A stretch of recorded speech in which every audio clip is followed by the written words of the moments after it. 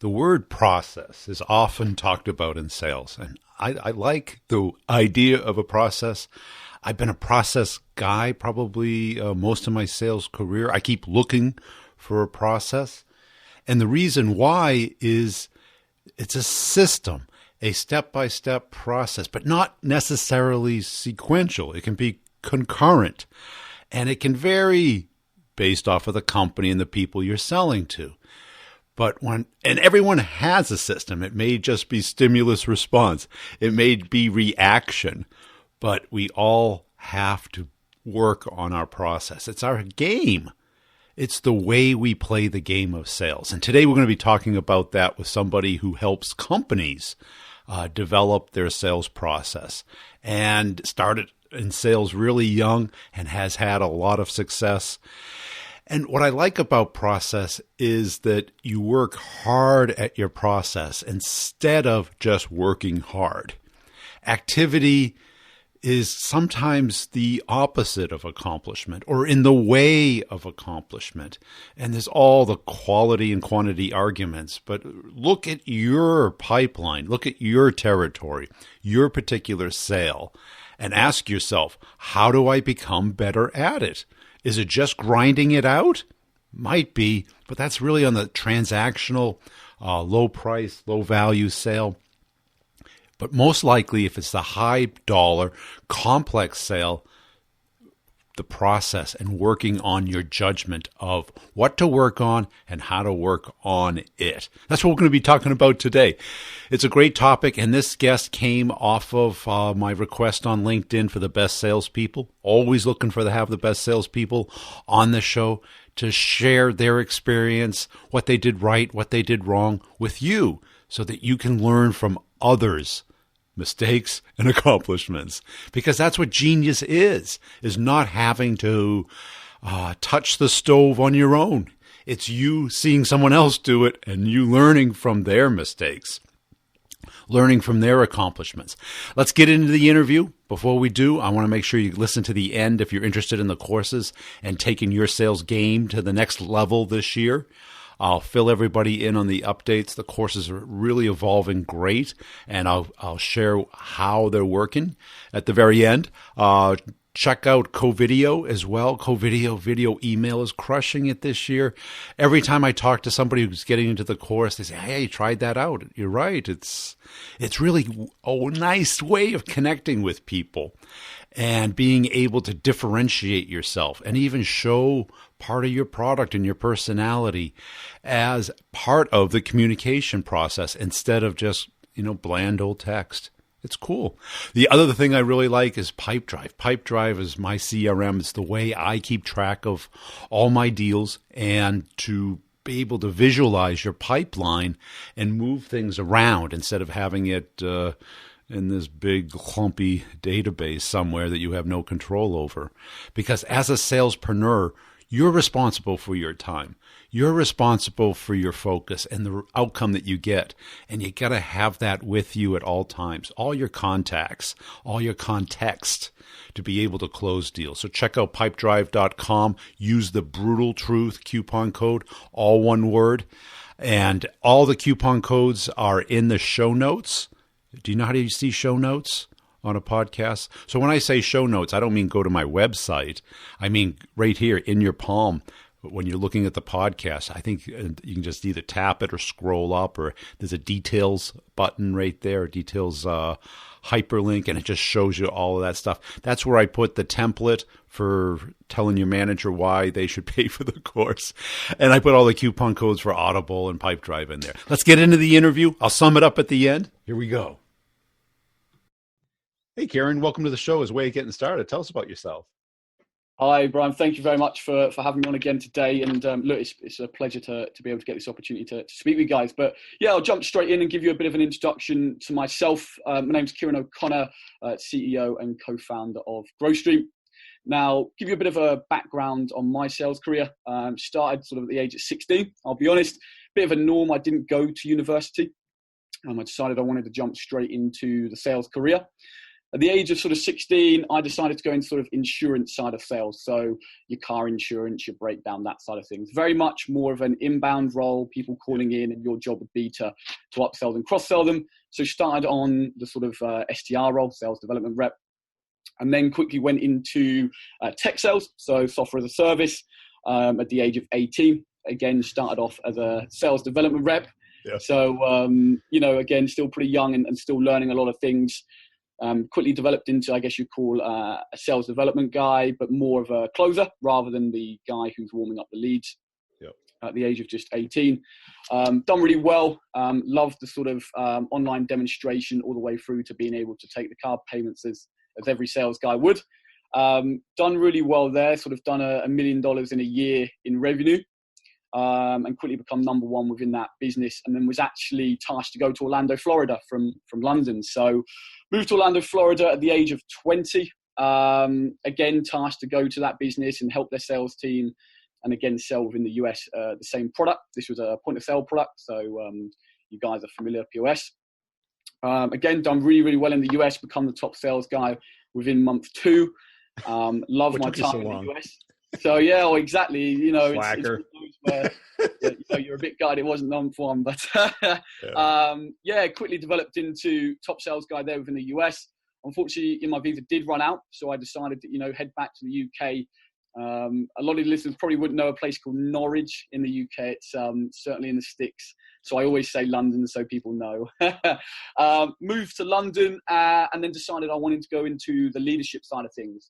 Really understand how to manage salespeople, coach salespeople, develop them from a young age all the way up to kind of high performance salespeople. So at the age of 22, went into a sales management role, leading a team of 8 in the UK, building the team up from CRMs to sales strategies, quickly developing that into a team of 8, as I mentioned. One of the highest performing teams within the industry within year 1. And then again was tasked to become a commercial director and head to Austin, Texas. So, at 23, I was then leading 3 global operations, multiple teams, and really, really loving it and learning a lot.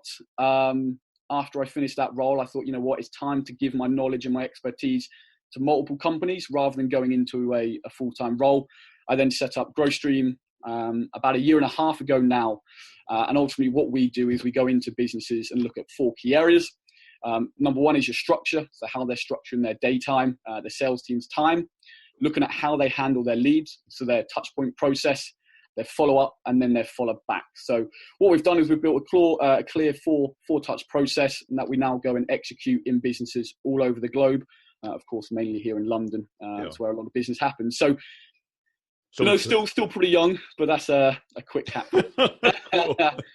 And so are you more on the consulting side, or do you outsource the sales part of it? Yeah, so we're more on the consultative side now. We've really honed in and focused on the 4-pillar process, as we call it, and really going into businesses. And what we always do first is we provide an audit. So we look at their current processes in them 4 areas to really understand what's going on. And then we'll bespoke the package off the back of that, because it's really important for us to understand each individual business rather than a one-fits-all process. Okay. And what do you typically see wrong or egregious? Yeah, I mean, it's a good question. I mean, there's a lot that you see. I think something that I'm really passionate about is self-development. It's a big problem within the sales arena. I find that a lot of people expect the company to give them everything, and they don't want to go off and do it themselves. So something we find a lot is attitude. Certainly attitude is a big problem, both from internally and externally. So that's something we look to fix straight away. And then lead handling. You'd be very surprised at the amount of problems that we see when people just don't want to pick up the phone. They'll get an inbound lead and they'll try it once a week or twice a week and then kind of close it for unable to contact. Processes, no clear processes in place. And a big and a funny one you'll laugh at is lack of CRM automations. It's crazy. You've got Salesforce, HubSpot, all these great CRMs, but people don't seem to want to use them properly. You don't want to use them or don't have them, or? Well, they have, all of them seem to have them, but they seem to use them for notes and calling. And actually, you can use them for email templates, task management, dashboard management. And it seems like they're very underused and it amazes me considering how much they cost. So tell me, since you sold in both the US and in the UK, I haven't sold in the UK, so I have no idea. Well, is there a difference? Massively, yeah, definitely. Really? I find the US customers make a quicker decision, a lot quicker to part with their money and actually invest in the ROI. I find in the UK we're a lot more reserved, a lot more analytical, and we want more time to make decisions before actually pulling the trigger. Yeah. And did you sell in the entire United States or? Yeah, so we've done US and Canada. So it was really good fun. I'd have to say I prefer selling in the US than I do in the UK. Well, because I've sold pretty much all across the US and Canada, and I found it varied greatly. This Atlanta would be completely different than Texas, which would be completely different than Silicon Valley, which is completely different than Boston and New York. Boston and New York are somewhat similar. They just swear at you with different words. Absolutely. Yeah. But how about as far as like communication style? And how long does it take to warm them up? What do you talk to them about? Do you stick solely with facts and figures, or do you first establish rapport? Definitely. So, something that, I hear from yourself and many top sales guys, rapport and value is up there. I think I listened to a podcast from yourself a couple of weeks ago. I think hit the nail on the head. Too many people are wanting to talk about features and benefits too quickly, and don't actually understand the customer or want to listen. I think too many people have forgotten the art of building relationships and actually connecting with individuals rather than just trying to ram sort of information and features down their throat. So it's a big problem. We even when we're looking at scripts, I've looked at a lot of scripts over the last year and a half in different individual companies, and you'd be shocked at the time where there's no room for rapport. It's just question, feature, benefit. Can I book an appointment? So, it's a big problem. Yeah, because if you just do that, you're really just a human commercial. Absolutely. You sound like you're a bit of a questionnaire. That's it. Yeah. Exactly. You might as well have that on a one pager on your website. And how about as far as money motivation? Because you probably deal with a lot of young salespeople. And, I was young once, so you'll have to refresh my memory. Because there's all kinds of reputations. Do you find any consistency, or is it just individual? No, I think the biggest problem I do find is people talk the talk but don't want to walk the walk. A lot of people are money motivated. I'm exactly in that era where I loved money, the typical, I want to buy my first Rolex. I want to do this by the age of this age, which is great. But what you quickly learn is there's no shortcut to achieve that. You've got to put in the hours. You've got to put in the self-development. I read 2 books a month to this day, watch multiple videos a day, podcasts a day. And I think too many people want to jump straight to the money. And they don't understand the investment before getting there. But I think there's still that young, hungry individuals about who want to make the money. I think the educational part is, we need to start to educate them individuals about the period of time that it can take. Of course, we can always shortcut that via self-development and getting to know the right people. But I still think there's a lot of people who just want the money. How about as far as being coachable and putting their ego aside? It's certainly tough in an industry. You know yourself as well, especially when you're going into businesses and looking at their processes, sales managers, sales directors. It is sometimes having that battle where they don't want someone to tell them they're wrong. But I think you have to approach it in a different way, that you're just an extended part of their team and you just want to help develop them. So, if I was talking to an individual, I'd be looking at their key goals. For example, you mentioned it could be money, and then working back and saying, great, so if we can increase your conversion rate or your close rate, then you're going to earn X amount more money to allow you to achieve it. So it's really about allowing them to know that you're beside them and not against them. Yeah. Okay. So we talked about not using or leveraging the CM for all that it can do, and instead of it looking at it like a journalist, where the manager is just, looking at the dashboard and seeing what color you are at right now. Well, what else do you see egregious? Is it laziness? Is it faking it? Is it only working on the best stuff? Yeah, I mean, you've got a lot of laziness. It's a big problem in today's society where, they go online and they see these videos and they get pumped up about how they're going to become a top salesman within a month and 2 months. And, from the get-go of being in sales. And, people just want the juicy leads. You know what it's like. A lead comes in from the website and a lead comes in maybe from a third party. That website lead gets, 20, 30 times more attention than the other one. The biggest problem I find in today's sales is there's so many inbound leads that people kind of pick and choose.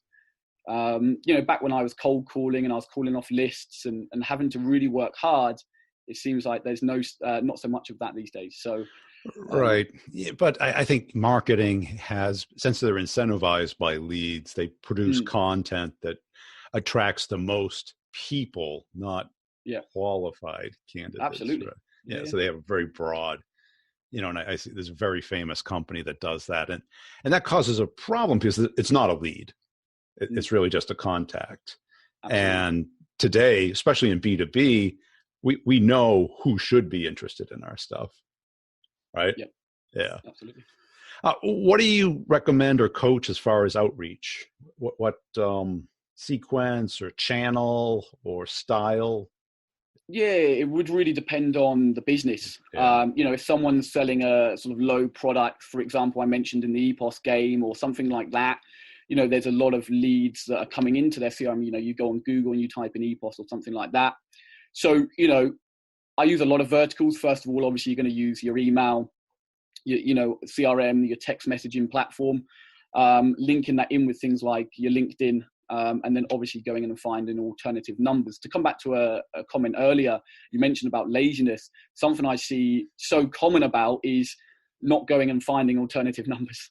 Going on their website, going on their LinkedIn, just, this number doesn't work. You must not be interested, dead. So to answer that question, I look at every vertical and look at how that can all play together. LinkedIn is obviously massive these days. A lot of people on LinkedIn. So first of all, you'd go look, the number that you've got on there in the email, then look for alternatives, then look at LinkedIn, then look at alternatives into the business to get to that decision maker. So it's really just a funnel of all of them put together. Yeah. But to answer your question, it would depend on the company of which way I'd go about it. And a lot of people sell things that are very time oriented, meaning that people will look long before they need. Yep. Right. It might be, say, like a summer house or something. You might look for years before you buy one. And I think a lot of sales reps think if they're not buying this month, this quarter, then they're not interested. It's just a matter of time, or you can accelerate that. And people are looking for very short-term, quick hits. Yep. Yeah. Yeah, so it's something we talk about, in the follow-up process, in a lot of the talks that we do and a lot of seminars that we do. It's kind of that final thing, that follow-up process. And we say it's something that no one wants to talk about. And we see time and time again. My biggest deals took me 2 years to close. Yeah. And it's so important because you need to stay at the forefront of their mind. At the end of the day, a lot of teams, you know what it's like. You go into a month, you're back to zero, and you're like, right, what do I do? Whereas if you'd have kept building that pipeline of them slower burners, each month you've still got stuff to go back to. So it is something, especially in the UK, that I see a lot, that people don't want to put in the work. They just want the quick wins. And actually they become very lazy. They don't book follow-ups. If we're talking about, for example, a summer house and, we've shown you around, I've really shown you the value, shown you my knowledge and becoming an expertise in that industry and shown you I can help you. I want to book a next step. You're not looking right now, that's fine, but I need to book a next step with you to understand what's going to happen between now and then, and keep at the forefront of your mind. We use the analogy of Formula One, right? It's about staying in pole position. If you're in pole position and then you're letting your competitors overtake you, you're just shooting yourself in the foot. So it's something we talk about all the time, engaging with them on LinkedIn, sharing their comments, liking it, just staying at the forefront of their mind. So when they are ready, hopefully you've done a good enough job to say, you know what, I trust that guy. He was fantastic. We need to speak to him. That's it. Because I always think that what I found is one of the number one skills of great salespeople is they can have conversations with a client that doesn't have to be about the product. Yeah. And it doesn't have to be about baseball or football or the weather, but it's something that's of interest to the client, so that they want to talk with you. They don't have to talk with you. Yeah, they don't feel like they're being pitched every 5 minutes. That's the biggest. Yeah, because that follow-up or that next meeting scheduled is key. Yeah. But it has to be value to them. Definitely. And I think too many times, like we said earlier, salespeople want to talk about them, benefit to them, but don't actually want to understand the client. Now, of course, some of that will be talking about their favorite football team, baseball team, and all of that good stuff. But, you need to be able to connect with them on a level and understand them. Whatever they care about. Yeah. Exactly. Like, you've talked about, I think in before, their kids, their wife, what are they doing tonight? It could be simple things like that as well. But they want to call you back. They know when they see your number, what it's like. So that person's about to pitch. Yeah, it's not a cringe. It's right. It's like, oh yeah, not that guy. Yeah, right. It would be a nice 15-minute diversion. Exactly. And I think too many people don't think about that. Yeah. And I always, when I did on-prem training, I would be like, if you can't hold a 30-minute conversation about their role in their industry, you're not a professional salesperson. And you don't have to know it that much. You have to have great questions, curiosity and interest-based questions to get the other person talking. No, absolutely. Right. And all the best salespeople I've had always could do that. When you saw their number, you wanted to talk with them. They were interesting and interested in what you were doing. Yeah. Have you found trying to teach this outward mindset, the curiosity and the interest, is that hard when people are just getting into sales? Definitely. I think too many people just they're like, well, how can I close it? How can I close it? Right. And you have to really rein them back and say, look, we absolutely, of course, want to win the deal, but there is a process in that. And like we said earlier, too many people want to jump past the process and just close the deal and earn the commission. And I think that's where a lot of people fall down. And as you've rightly said, the top sales guys understand that. They understand it's a process. And it's a marathon in sales. It's not a quick sprint.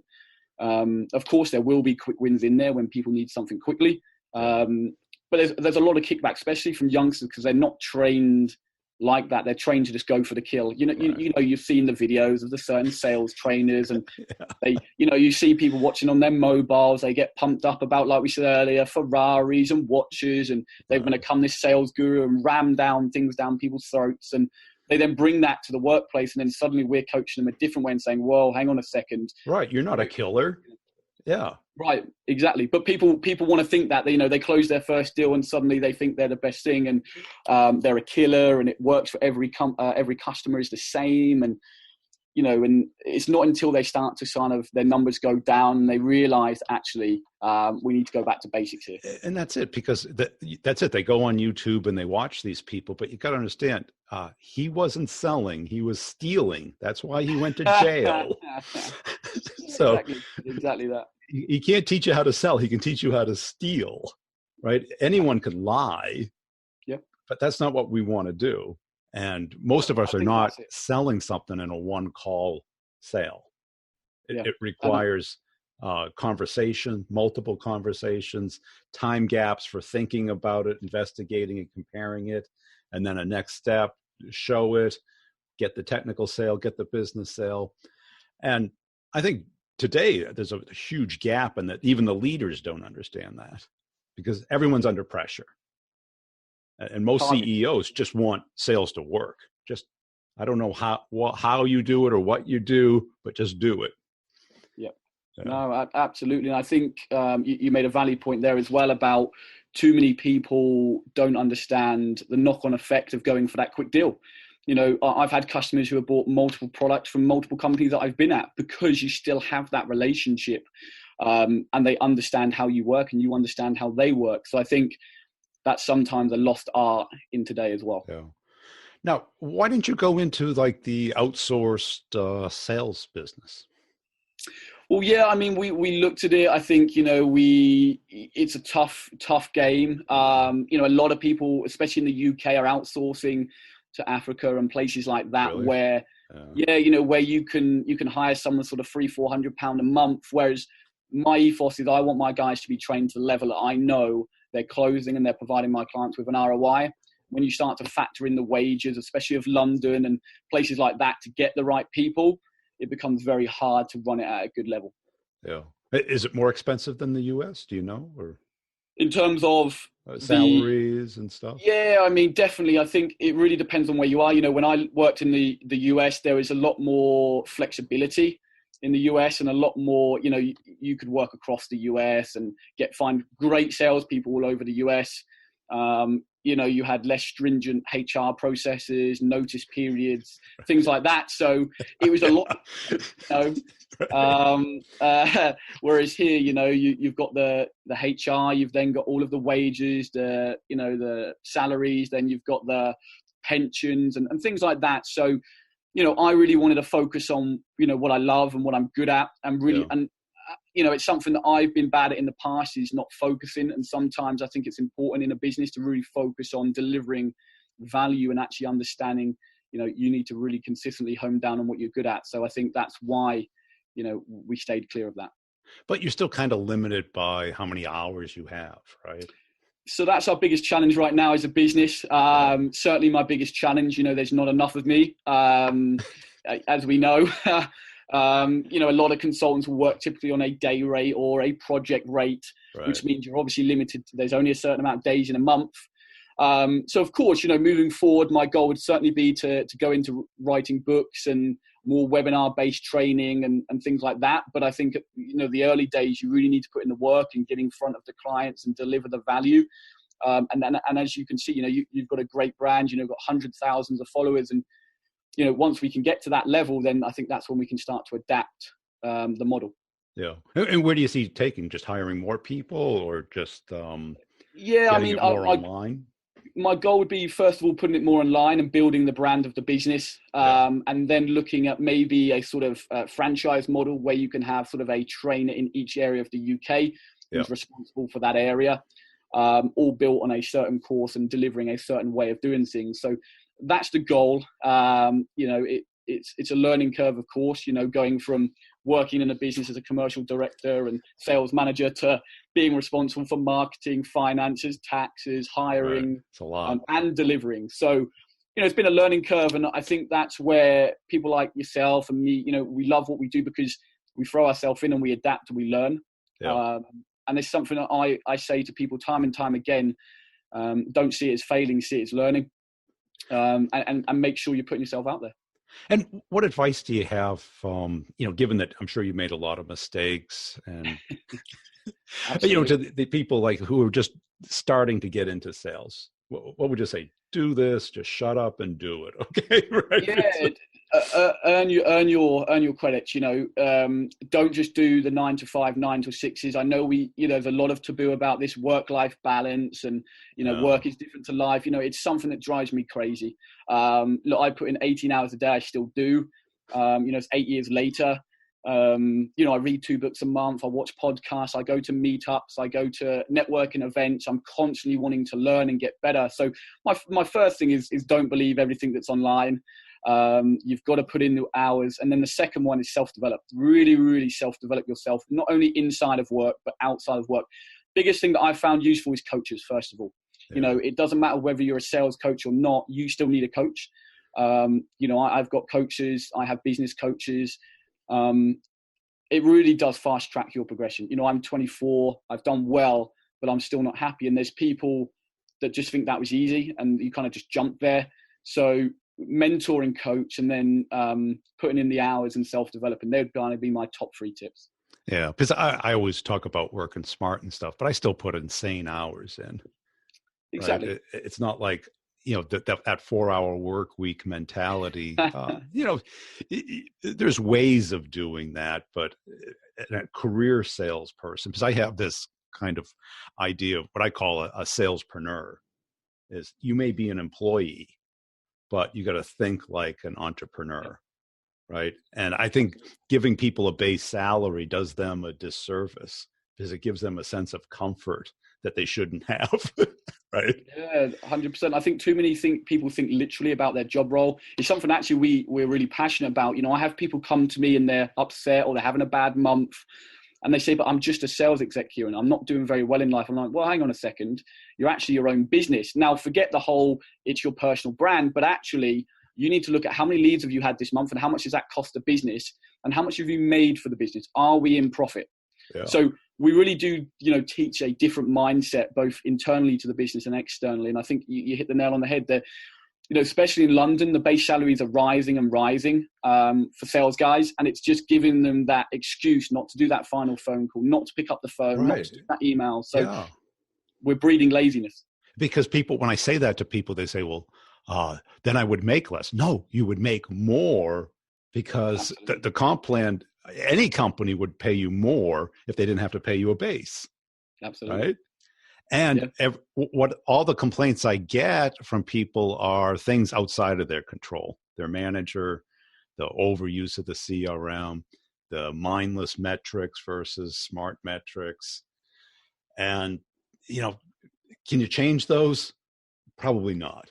You can whine about them, but that doesn't get you anywhere. You got to focus on what you have control over, which is your time, your prioritization, and how well you do things. Yeah, no, 100%. I think, you hit the nail on the head. It comes back to what I say about self-developing. Look at what you can control. Yeah. Are you doing 100%? And if you are, then absolutely have that moan and go to the managers and discuss the relevant problems. But you very, very rarely find that you're given it 100%. And once you start to audit yourself. So what does that mean? Right. Yeah, I don't know what 100% means. It's like, could I have put in another 5 minutes? Probably. Right. Exactly. And I think a lot of people in sales, they read a book and they think they know something. Right. And you know it, but can you do it? Can you apply it? Find a book that fits your sale and turn it into your Quran, your Bible, your owner's manual, and study it over and over again until it becomes automatic. Yeah, I think, especially when reading, I suffer with dyslexia and, I struggle to read and write at a young age. And, sometimes I can read a book 3 times to get as much value as I can out of it. And something really, and I don't know what your opinion on this is, something that drives me crazy is I sit with a highlighter. Every time I read a book, I have a highlighter so I can go back and look at the key areas and key takeaways that I got from that book. There's so many people who say to me, and I've read X amount of books and X amount of books. I'm like, great. Can you explain to me what tips you need to execute? Right. They know what the book's about, but they don't, it's like one of my favorites is like 7 Habits of Highly Effective People. Yeah. I listen to it at least once a year, right? Because that reinforcement, and then you start to build, it becomes part of who you are. And I think when you're young, you count the number of books versus counting the skills and the innate habits that you've ingrained in yourself. And it's those things that are really going to level you up. Accountability. It comes down to accountability, being accountable for what you've learned from that book, right? We've all been there, right? It's that time of year where everyone makes their New Year's resolutions. They're going to do this, they're going to do that. And, you've got more experience than me, and yourself, you go into businesses and they say they're going to do this and this and this. Within a month, it's all falling apart. And it's the same thing with reading, I'm not the best reader, and I force myself to read, but make sure that I never put a book down without learning anything. Because you can always take one thing away from a book. Yeah, cool. Hey, where can people go to connect with you and learn more about you and your company? Yeah, absolutely. So LinkedIn is the best place. Kiran O'Connor. And then you've obviously got Growstream, GROWTH, and then Stream, STREAM, all one word. We're also going to be at the Reading Business Show in the UK, Manchester, London, and Basingstoke in the next couple of months. So, yeah, look out for them dates. I can always tell when I'm talking to a great salesperson. And I get a sense where they get into the details. They move through, just work harder. They can boil down what they do differently. And what I really like is afterwards when they ask for feedback. Because that is critical. I mean, I talk about this a lot. How do you learn? You either learn from your own mistakes or you ask somebody like, what could I have done better? And I thought that interview went great. And I did give the person some feedback, and I hope it really helps them. Because we tend to make a big deal out of some little things. And I hear it all the time. and it drives me a little crazy, but sometimes we have these limiting beliefs that have no purpose in being there.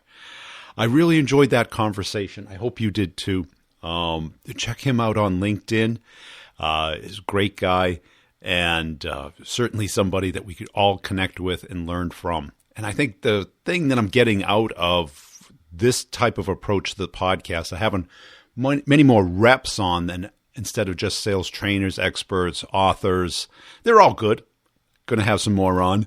But I like to balance it out with practitioners, people in the trenches, because sales is it's a forward-facing thing.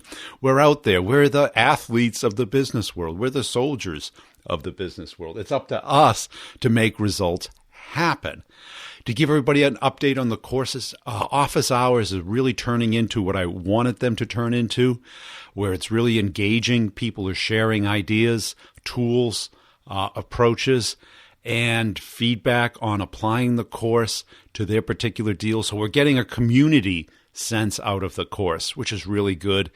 Instead of it just being me and Q&A, but the one-on-ones are really turning into core content for the course.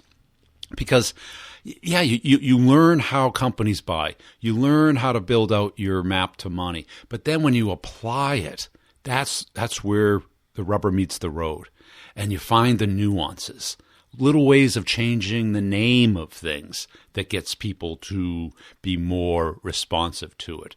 Your strategy and your focus. And all of a sudden, patterns emerge and the course evolves. I want it to be a living thing, a compounding thing, meaning that with each student that joins the course becomes more valuable to everybody. Different contexts, different industries, different personas that we're talking to, different channels that we're talking to people on, and to really get a broad sense of what's working today, to be able to hear real-world situations, because that's turning into the core value, because there's almost 2 hours a week of new content put into each course. That's a lot. Right? I'm like looking at my calendar. Holy smokes. But guess what? It takes a long time to become good at sales. I had this discussion recently with a VP of sales. We're training and developing salespeople all wrong. The 2-day workshop that, hey, I went to it. I became the instructor, and it's a good 2 days. It is. And you might enjoy it or you might hate it. I used to hate going to it, then I enjoyed it, but then you go back to work and you remember a few things. But that's not enough. What we have to do is think of it more like a sport, a performance, and what do? You're doing it all day long. Unfortunately, we get so much administration and distraction. We get a lot of startup and ramp down time. But if we could really block out our time and look at it like a sport, like, okay, well, how do I open this call? How do I get a meeting with somebody? How do I have a great conversation with people? How do I have a next step? All of these things that we really should be doing day in and day out. And I'm not talking about role playing. If you can do that, that's great. It certainly works if you're into it. But what we have to do is really think consciously to train our subconscious to become great at sales. Think about the other person. Develop the mindset and the skill set to perform really well every day. And of course, everybody comes up with their own name for it, and that's fine as long as you do it. And that's why I take the courses. It's not about learning the content. It's about applying the content, getting a result, honing it on many different deals over a 12-month period so you become better at it. And it has 3 major components. It has the content. Everything's recorded in video, put into the course. You consume it at your pace. None of it's gated, meaning I don't trickle it out. You start whenever you're ready, and you binge or you trickle at your pace, not mine. Then you have office hours, which is an hour-long Zoom meetup every other Friday at 2 p.m. Eastern. If the time doesn't work for you, you can submit your questions via email. I answer them during office hours. It's recorded and put back into the course. Now, there's a couple of years of office hours in there, which is great content for you to hear how other people are applying it. Because what I do, it's Q&A. If the questions aren't enough to fill the hour, I take a case study from one of the one-on-ones or something that I feel needs more clarification or has evolved since the last office hours, and I put that in there, and that spurs all kinds of conversation, all kinds of how it works, distinctions, clarifications, and people get to participate because people learn not only by consuming, but by talking it through. Also, one-on-ones where you get a half-hour session with me on Zoom, applying the course to a particular situation or deal, and that is recorded anonymously. No one knows your name, company, product, customer, and that's put into the course so you can review other people's at each stage of the sales process. I label it industry, stage of the process in the course for you, and you get to participate. So you take the course, okay, I got this deal, here it is. What do you think is going to happen? This is what I'm planning on doing. What am I not seeing? Talking through your deals with somebody who's my only focus is for you to win the deal. I'm not your manager. I don't care when it's closing. I want to help you. I'm not judging you. I'm helping. I want to say, I'm going to put myself in the client's seat and say, what would I do if I was them? What motivates them? Are you moving too fast or too slow? What do you think is going to happen? To be able to go through a deal with somebody else who's been through thousands of deals in their life, who have seen all the hiccups that can happen. Not all of them. I'm sure there's some I haven't seen yet. And to share that with you, and then other students get to hear it and say like, okay, yep, I've seen that. Yep, I'm playing that game again. I think that's shown to be insanely valuable. So go to b2brevenue.com, check out the courses right under the training tab, hit the courses link. You can schedule a 15-minute call with me to talk it through. I put the frequently asked questions about the course in the show notes on your little smartphone right there so you can read through them. But ask yourself, why would I not do this? Is this my year, or am I going to wait another year of lost deals and lost income? And ask yourself, how much did you pay for college? Where'd that get you, buddy? Where'd that get you? Got you a job, I guess. Yeah, you remember art history and political science and psychology? I don't remember it either. Invest in yourself because you are the means of production. How many deals do you have to do to have it pay for itself? One. I hear companies that are paying $250 to get a meeting, either through outsourcing or the cost of a sales development rep. If I get you 2 meetings in a year, I'll get you 2 meetings in a week. You got to learn how to do this. No one teaches this. I didn't come up with this course because there's 100 others out there. This is not how to pitch better. This is how to communicate with other mammals, how to approach strangers and build a conversation that turns into a business conversation. Everyone's starting with the pitch and enticing people or bringing them insights. They're not even aware. They're not even curious, and you're starting at interest. You're at the wrong level. That's why it's not working. You're trying to find the needle in the haystack instead of turning haystacks into needles. What you want to do is find the people who are most likely to be interested and start where they are and build them up. It's a process. It's a skill. After the year, you'll have this for the rest of your life. Imagine if you're in your 20s and you have 30 plus years to leverage this. No one else teaches this. It's not what you're going to read in a book. It is real world selling and real world deals, and it's interactive. So you get to participate with other students and with me and come up with a plan for the year. Map out your deals, understand the process, understand why they're getting stuck. If you don't know, let's sit down and work it through. Imagine having somebody whose sole purpose is to help you, who's got 25, 30 years of selling experience. And can you tell I have a little passion for sales? You know, people ask me, why are you walking around all the time? You know, even when I'm walking around, I'm thinking about sales. It's been my life. It's what I love to do. So go to sign up and let's talk it through.